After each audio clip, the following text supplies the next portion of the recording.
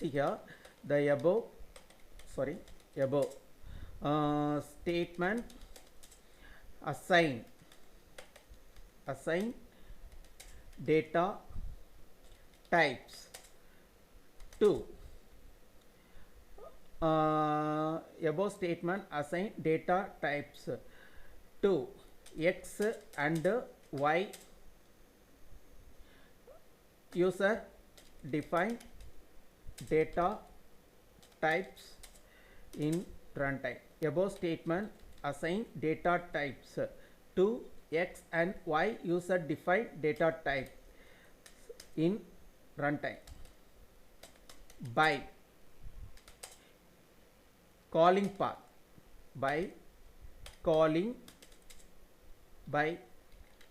by subprogram.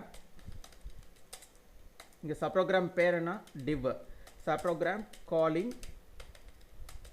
path.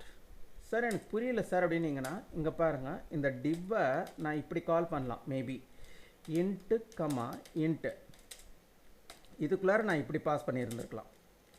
So this is also one of the way. இப்போது நான் இங்கே வந்துட்டு நான் வந்து இங்கே இப்படி கால் பண்ணியிருந்துருக்கலாம். This is also one of the way. So இந்த இடத்துல நீங்கள் பார்த்தீங்கன்னா இங்கே வந்து இன்ட்டுன்னு கொடுத்துருந்துருக்கலாம், இங்கே நான் வந்து நான் ஃப்ளோட்டுன்னு மாற்றிருப்பேன். So this is also one of the way. So run time we can call a subprogram with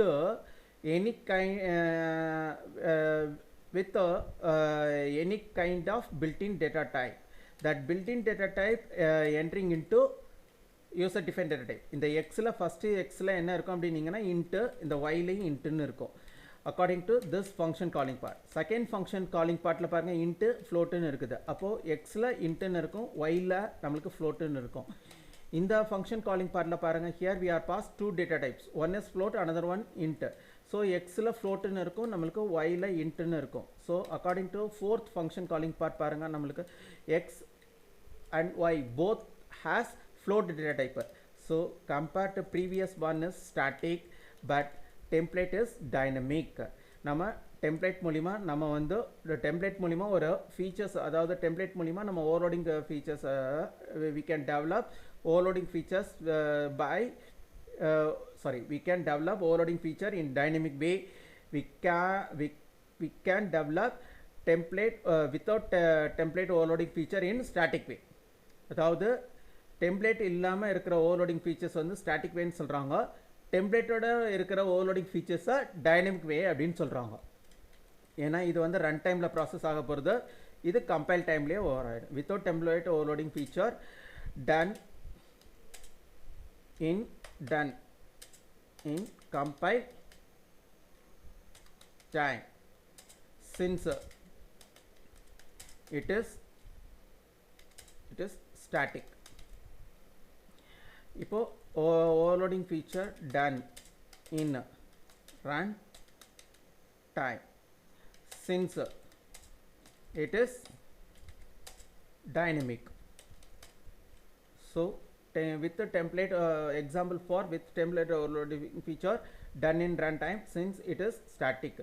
See following statements அப்படினு சொல்லிரலாம். See following statements. இந்த statements நம்ம வந்து பார்க்கறாங்க. So இந்த இடத்துல see following statements னு சொல்லிட்டாங்க. So here we are try to explain with or without overloading features in template concept. So overloading features template ஓடையோ இல்ல template இல்லாமயோ எப்படி டெவலப் பண்ண போறோம் அப்படிங்கறத இந்த featuresல நம்ம சொல்லிருக்காங்க. So ஹிண்ட்க்கு முடிஞ்சிச்சு. Now we are entering into program coding. இந்த இடத்துல நம்ம multiple times இங்க explain பண்ணோம். Here we are try to declare a template with a single user defined data type. User defined data type என்ன அப்படினீங்கன்னா இங்க t. சார் இது எப்படி user define சொல்றீங்க அப்படினீங்கன்னா here we are mention the class. இந்த இடத்துல நம்ம வந்து class ன்னு மென்ஷன் பண்ணிருக்காங்க. இந்த class ன்னு mention பண்ணதனால this is called as user defined data type. So இந்த user defined data typeல என்ன சார் இருக்கும்? int இருக்குமா, float இருக்குமா, long இருக்குமா அப்படினீங்கன்னா இந்த class object declaration part பொறுத்து தான் நமக்கு இங்க template data type அசைன் பண்றாங்க. Class declaration part assign data type to template. in runtime or class object declaration part only assign template data type. Template data type இப்போ வந்து class single user data type ஓட என்ன category அப்படிங்கறத இந்த object declaration part தான் assign பண்ண போகுது அப்படிங்கறாங்க. So இந்த இது முடிச்சிடலாம். இங்க வந்து here we are mention template declaration part, template declared with single user defined data type. So இங்க பாருங்க, here we are develop one user defined data type, also one more user defined data type. That user defined data type is called as P045A. That is also class. So இங்க வந்து இந்த T ஓட என்ன data type அதே தான் இங்க வந்து நமக்கு member variable ஓட data types ஆ இருக்கும். Here develop two member variables. Here develop two member variables. Names are I and J by class template. So இந்த class template மூலமாக நம்ம வந்து என்ன டெவலப் பண்ணியிருக்காங்க அப்படின்னீங்கன்னா நம்ம two member variables create பண்ணியிருக்காங்க. சரி இங்கே என்ன சார் சொல்லியிருக்காங்க, above initialize a class இருக்காங்களே அப்படின்னா என்ன அப்படின்னீங்கன்னா, note initialization part before part has template declaration part. இந்த இடத்துல பாருங்க, initializationனா ஒன்றும் கிடையாது, declaration and definition combination part called as initialization part அப்படின்னு சொல்லிட்டாங்க. ஸோ இந்த initialization statement, இந்த initialization statementக்கு முன்னாடி இருக்கிற part பார்க்க சொல்கிறாங்க. அந்த பார்ட்டில் before part has template declaration part. So that template category is class template. இப்போ தான் இந்த templateோட category classன்னு மாறும், ஏன்னா இங்கே class declaration இருக்குது, இந்த இடத்துல class declaration இருக்கிறதுனால. So this is called as class template. இங்கே பாருங்க, இங்கே வந்து two member variables develop பண்ணியிருக்காங்க. Here I develop one overload constructor, here I develop one member procedures. இப்போ இந்த இதில் ஃபார்மல் பேராமீட்டர்ஸ் பாருங்க, இங்கே ஃபார்மல் பேராமீட்டரில் இன்டோ ஃப்ளோட்டோ கொடுக்கல. Here I develop overload constructor by என்னன்னு கொடுத்துருக்காங்க. Here I try to develop overload constructor by class template.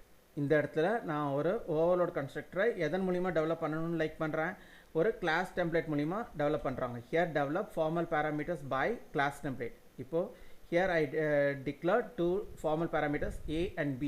Both formal parameter data types are both formal parameter data type is T. இப்போ இந்த class template ஓட name தான் இங்கே வந்து mention பண்ணியிருக்காங்க. இப்போ ஏங்கிற ஒரு ஃபார்மல் பேராமீட்டரில் இருக்கிற வேல்யூவை ஐங்கிற ஒரு மெம்பர் வேரியபிளில் ஸ்டோர் பண்ணிவிடுவேன், பிங்கிற ஒரு ஃபார்மல் பேராமீட்டரில் இருக்கிற வேல்யூவை ஜேயில் நான் ஸ்டோர் பண்ணிவிடுவேன். So this member procedure helps to display member variable values. இந்த member procedure எதை display பண்ணுறதுக்கு யூஸ் இந்த member procedure எதுக்கு பயன்படுதுன்னா, ஒரு member variablesல இருக்கிற values-ஐ calculate பண்ணி அதோட output-ஐ display பண்ணுது. இப்போ member variables அப்படின்னா INJ, அதை இங்கே வந்து here we are do some calculations.